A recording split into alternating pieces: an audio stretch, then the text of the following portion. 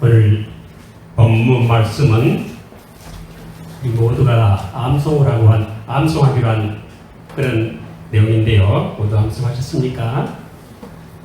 20절까지만 암송하기로 했어요. 저는 오늘 본문 말씀 23절까지 다 외웠고 또 영문으로도 함께 외웠습니다. 저는 이 말씀을 외우고 싶었습니다.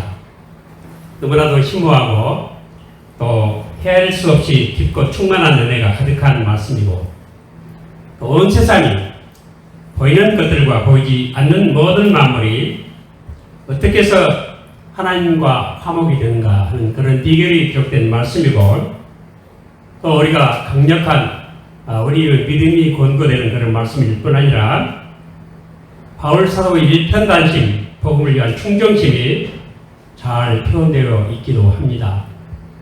그리고 이 말씀은 똑같은 바울이 기록했지만 사실은 로마서보다도 더 심오한 예수 그리스도에 대한 그 인격에 대한 그런 말씀들이 이렇게 잘 표현된 것 같습니다.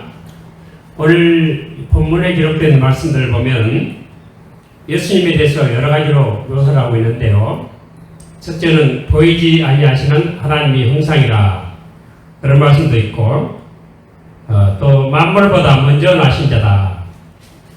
그리고 만물의 창조자, 모든 것들이 다 예수 그리스도를 통해서 창조되었다 그 말씀하십니다. 또 만물의 유지자, 만물이 그 안에 함께 섰느니라 그 말씀입니다. 그리고 만물의 목적, 그를 위하여 창조되었다. 바로 만물의 목적입니다. 그리고 만물의 구속자, 그 십자가의 피로 화평을 이루어서 만물 곧 하늘에 있는 것이나 땅에 있는 것들이 다 하나님과 더불어 화목하게 되었다 하는 말씀. 그리고 예수님은 아버지의 충만의 소유자, 아버지께서 모든 충만으로 예수 안에 거하게 하시고 하는 그런 귀한 말씀들, 아주 심오하기 이를 데 없는 말씀들이 여기 가득 차 있습니다. 이런 말씀들 우리 예수님에 대해서 세 가지로 요약을 해보자면, 첫째로 예수님은 하나님의 형상이라 하는 말씀입니다. He is the image of the invisible God. 보이지 아니하신 하나님의 형상이다. 보이지 아니하는 하나님을 보이는 형상으로 나타나신 분이시다 하는 말씀입니다. 그리고 두 번째는 예수님은 교회의 머리다 하는 말씀이고, 또 세 번째는 예수님은 천지의 화목자이시다. 천지를 화목하신 분이시다. 하늘에 있는 것이나 땅에 있는 것이나 만물이 다 아버지 하나님과 더불어 화목하도록 그렇게 해서 육체의 죽음으로 말미암아 십자가에 흘리신 보혈의 피로서 이 화목을 이루셨다. 이 화목이란 말은 아주 구원의 전제 조건이고 굉장히 중요한 말씀입니다. 우리가 예수님은 하나님의 형상이다 했을 때 우리 사람이 하나님의 형상으로 지음을 받았죠. 첼렘이란 말, 또 히브리어로는 첼렘이요, 이 헬라어로는 에이콘이라는 말씀입니다. 사람이 하나님의 형상인데 예수님이 하나님의 형상이다. 예수님은 원형이고 우리 사람은 모형인 것이에요. 모사품. 그래서 우리 사람이 사람다운 사람이 되려면은 예수님을 본받아야 된다 하는 그런 의미가 여기 들어 있습니다. 예수님은 선지자이시고 제사장이시고 그리고 왕으로서 바로 그리스도의 직분을 받은 분이십니다.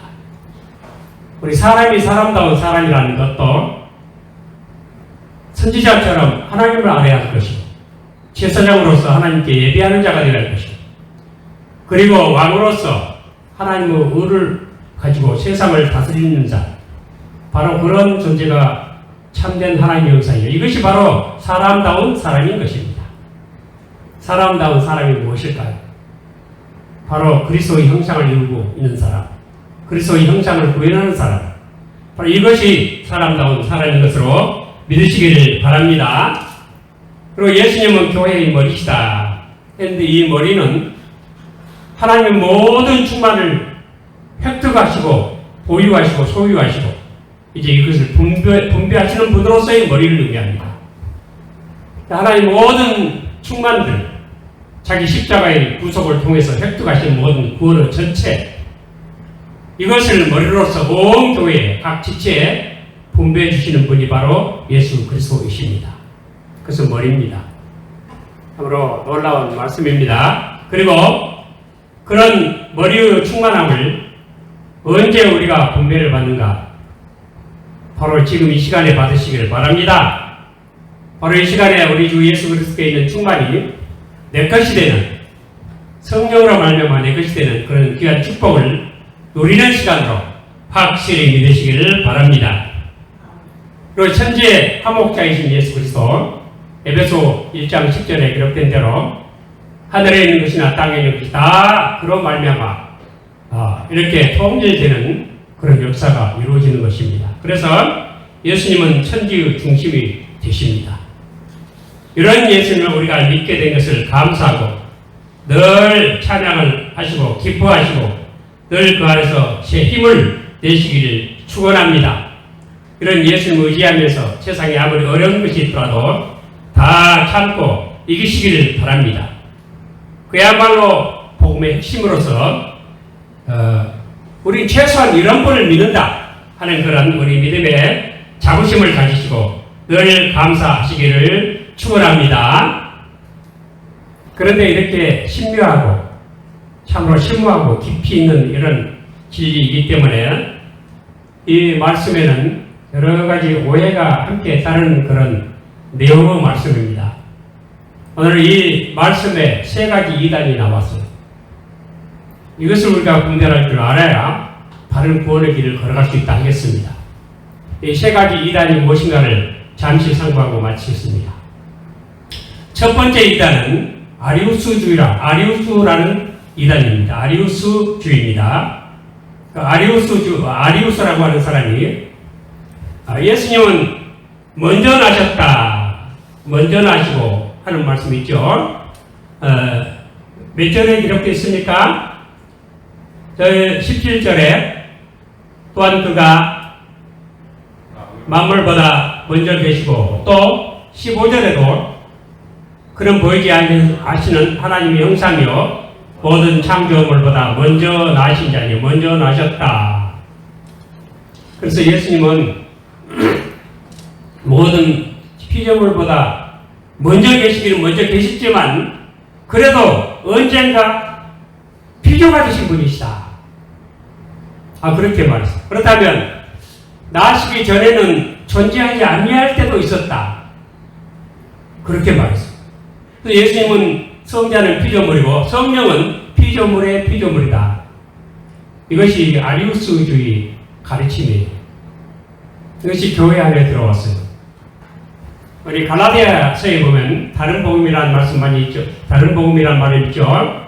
그 이런 다른 복음이 교회 안에 들어와서 사람 영혼을 이렇게 감염시켜서 멸망으로 이끌어가는 것입니다. 여러분 베드로후서 3장 16절에 그랬죠. 하나님의 복음을 억지로 풀면 스스로 멸망에 이른다.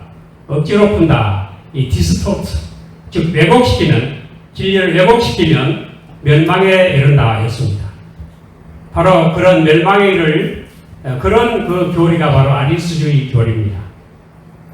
그러면 우리는 여기에 대해서 어떻게 말하는가? 이 먼저 나시고라는 말씀 헬라어로는 프로토토코스인데 물론 다른 데도 나옵니다. 18절에도 나오고 로마서 8장 29절이나 히브리서 1장 6절이나 요한계시록 1장 5절에도 이 프로토토코스라는 말, 먼저 나셨단 말이 나오는데요. 두 가지 뜻이 있습니다. 첫째는 시간적으로 먼저 나시다는 뜻도 있고요. 두 번째는 등급상 우월하다 하는 그런 뜻이 있습니다. 둘 다 옳은 말입니다. 그런데 아리우스는 이 단에서 예수 그리스도의 피조물을 주장하는 것입니다. 먼저 나시고 그가 나기 전도 있었다. 나시기 전에 있었다. 나시기 전에는 존재하지 않았다 하는 것입니다. 그러나 이것은 아주 부당한 억지 해석입니다. 왜냐하면 우리가 성경을 해석할 때 네 가지 맥을 잡아서 해석을 해야 한다 하는 말이 여러분 배웠죠? 네 가지 맥을 따라서 해석을 해야 한다. 그 네 가지 맥이 뭐냐면 첫째는 문맥이요. 둘째는 사맥, 역사적인 맥락을 잡아야 돼요. 역사적으로 그때는 이렇게 해석했지만 지금은 그렇게 해석은 안 되는 게 있어요. 그리고 세 번째는 경맥이라고 해요. 성경 전체의 맥에 맞아야 돼요. 그리고 네 번째는 영맥이라 성령의 인도를 받아야 한다는 것이에요. 그래서 문맥과 사맥과 경맥과 영맥, 이 맥을 따라서 해석을 해야 한다. 그렇기 때문에 먼저 나시고 한 이 말씀도 나시기 전에는 존재하지 않았다 이 말을 그렇게 해석을 해야 할 것인가, 아니면 다른 경맥을 따라서 다른 성경의 해석을 따라 보아야 할 것인가 하는 문제가 나옵니다. 여러분, 요한복음 1장 1절 2절에 태초에 말씀이 계시니라, 이 말씀이 하나님과 함께 계셨고 이 말씀은 곧 하나님이시니라, 그가 태초에 하나님과 함께 계셨고, 이 말씀이 하나님이십니다. 그런데 이 말씀이 태초에 계시지 않은 때가 있었다 그러면 하나님이 하나님 아닌 때가 있었다, 그런 말이 되어버립니다. 또 요한복음 8장 58절에도 예수께서 가라사대 진실로 진실로 너희에게 이르노니 아브라함이 나기 전부터 내가 있느니라 하시니, 아브라함 나기 전부터 예수님 계셨다, 영원부터 계셨다는 뜻입니다. 태초에 말씀이 계시니라 하실 때도 태초에 말씀을 창조하시니라가 아니에요. 태초부터 원래 존재하셨다. In the beginning was the world.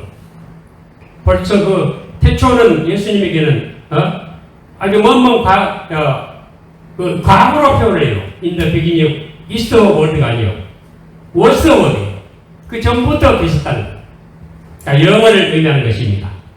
또 히브리서 1장 3절에도 이는 하나님의 영광의 광채시요 그 본체의 형상이시라, 그 능력의 말씀으로 만물을 붙드시며 죄를 정결케 하는 일을 하시고 높은 곳에 계신 위엄의 우편에 앉으셨느니라.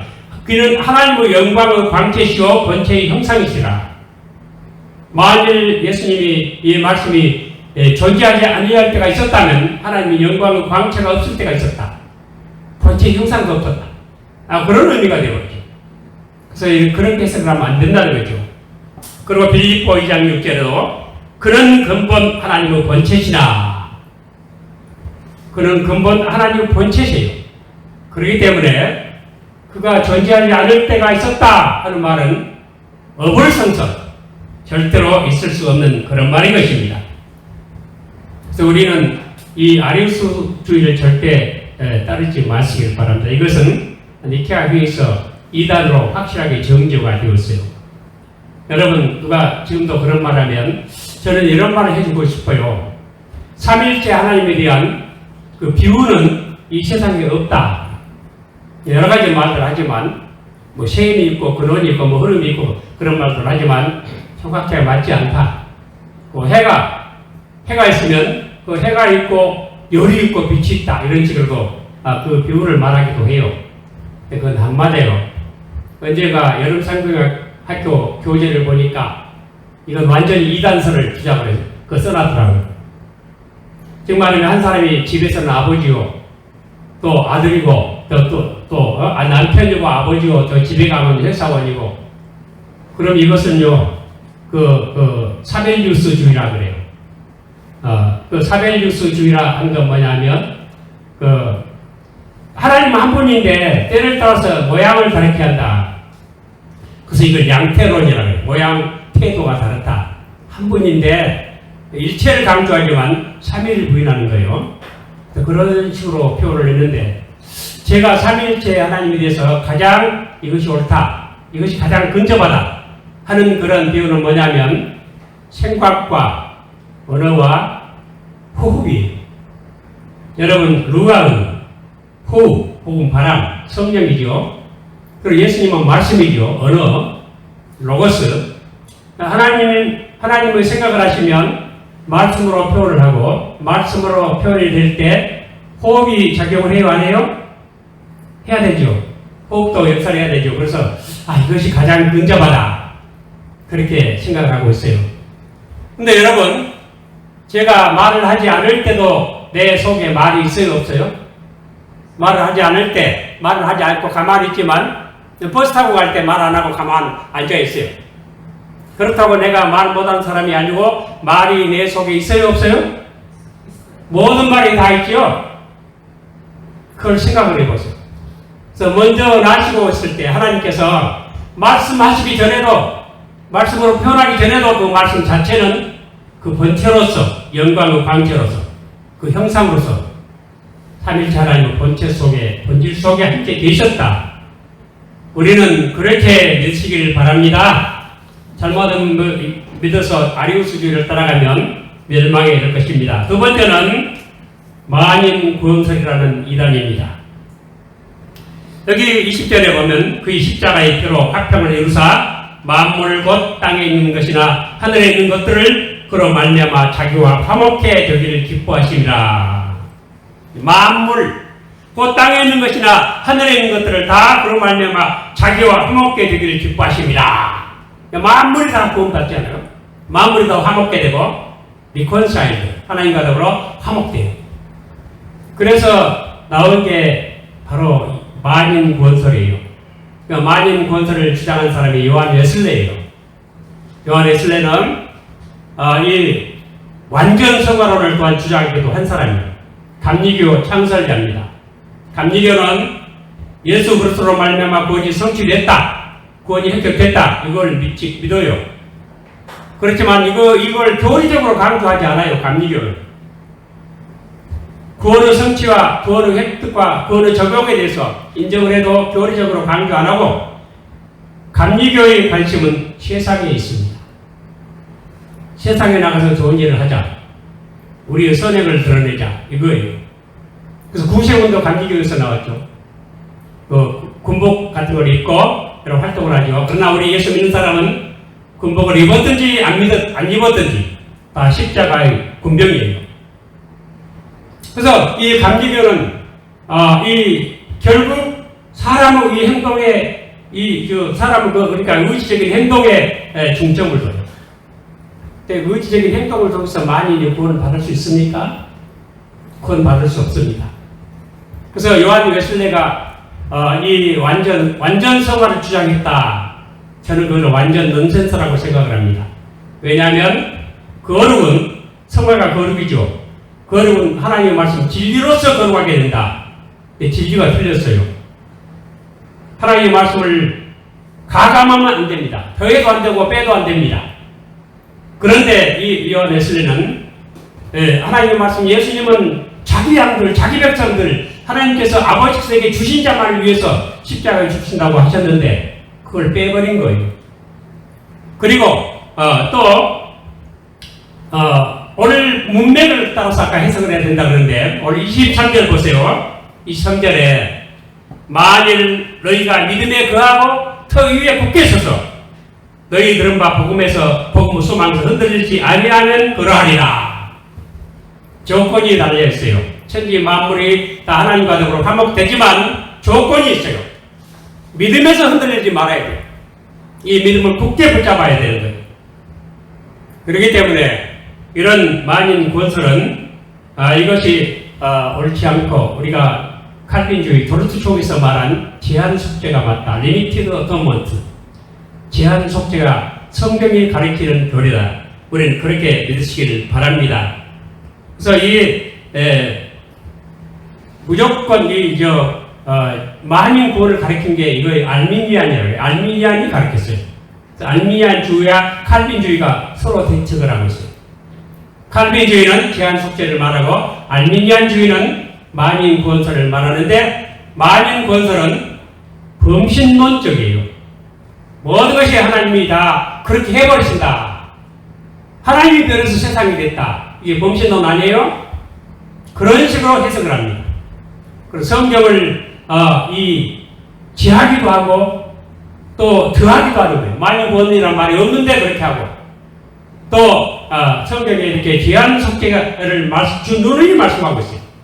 예수님 오실 때 처음부터 자기 백성을 저희 죄에서 구원할 자이라. 그래서 이름을 예수라나 그랬죠? 제한 속죄예요. 제한 속죄를 뺐는데 무슨 완전 성화예요.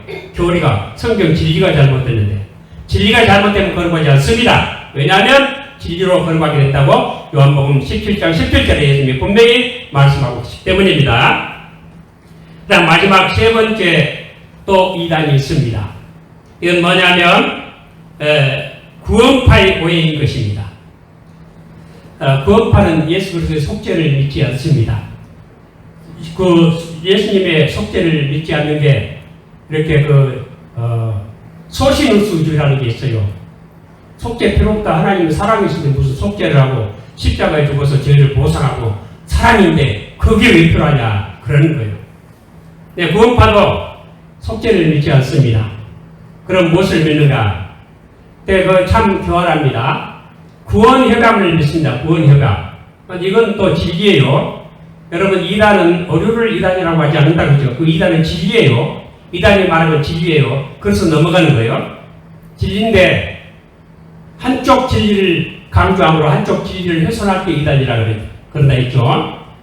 그러니까 우리 구원은 객관적 구원이 있고 주관적 구원이 있어요. 객관적 구원은 예수 그리스도께서 나 자신 신분으로 세상에서 십자가에서 고난을 당하심으로 그 인격과 사역을 통해서 구원을 획득하신 거예요. 이게 객관적 구원이에요. 그러니까 예수님의 주관적 구원은 예수님이 높아지신 신분에 대해서 하나님 보좌 우편에서 성령을 보내서 그 성령을 통해서 그 구원을 우리에게 적용을 하시는 거예요. 객관적 구원과 주관적 구원이 모두 다 적용되지 이루어지지 않으면 구원은 없어요. 적용해 주지 않는데 구원이 어찌 우리 것이 됩니까? 그래서 우리가 적용을 받을 때 구원이 내 것이 됩니다. 근데 구원파는 이 적용을 획득만 강조하고 적용을 무시합니다. 그런데 획득을 언제 했다고 하느냐? 구원협약 있죠. 창조전에 삼일째 하나님께서 세 분이 의논을 하셨어요. 협약을 하셨어요.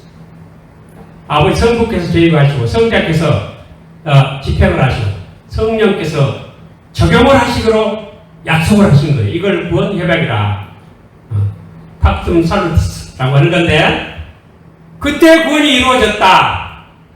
그 맞는 말이에요. 그리고 또 이 구원파는 예수님이 우리 구원을 다 이루셨고 우리는 아무것도 할 것이 없다. 그래서 선한 일을 할 필요가 없다. 우리가 더 보탤 것은 없다. 그것도 진리예요. 예수님 다 이루셨어요. 우리가 더 보탤 거 없어요. 우리가 우리 구원을 이루지 못합니다. 그거 진리예요. 그래서 다 이루셨기 때문에 선한 일을 할 필요가 없다. 이것이 또 문제예요. 응? 그래서 객관적 구원으로 구원받는 것이고 주관적 구원을 거부합니다. 이것이 구원파예요. 네, 그렇다면 여러분들 우리 성경을 보면 그때와 때를 강조합니다. 여러분 오늘 본문 말씀에도 전에와 이제를 구별하죠. 전에는 악한 행실로 멀리 떠나 마음으로 원수가 되었다. 그러나 이제는 그 안에서 화목을 이루셨습니다. 그리고 전과 이제가 달라요. 여러분 이 시간은 누가 만드셨습니까? 시간도 하나님의 이 작품이에요. 피조물이에요. 시간도. 왜 만드셨을까요? 시간도 다 때를 따라서 역사하기 위해서 만드신 거예요. 예수님도 때를 따라서 오셨다고 갈라디아서 4장 4절에 기록이 되어 있습니다. 에베소 2장에도 전에는 우리가 다 이 공중 권세 잡은 자를 따라 하나님 본질상 하나님의 진노의 자녀였지만 이제는 그 크신 긍휼과 사랑으로 말미암아 하나님의 자녀가 됐어요.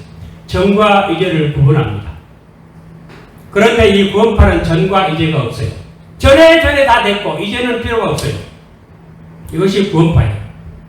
여러분 조금 이해를 하시기 바랍니다. 창세 전에 우리 다 구원받았고 예수님은 우리 속죄를 이룬 게 아니고 하나님의 사랑을 그냥 드러낸 것이다. 그걸 믿는 게 믿음이다. 그리고 예수님 다 해주셨으니까 선한 행동은 필요 없다. 그럽니다. 그러나 여러분 성경은 그렇게 안 가르칩니다. 여러분 열매 없는 무화과 나무를 예수님이 어떻게 하셨습니까?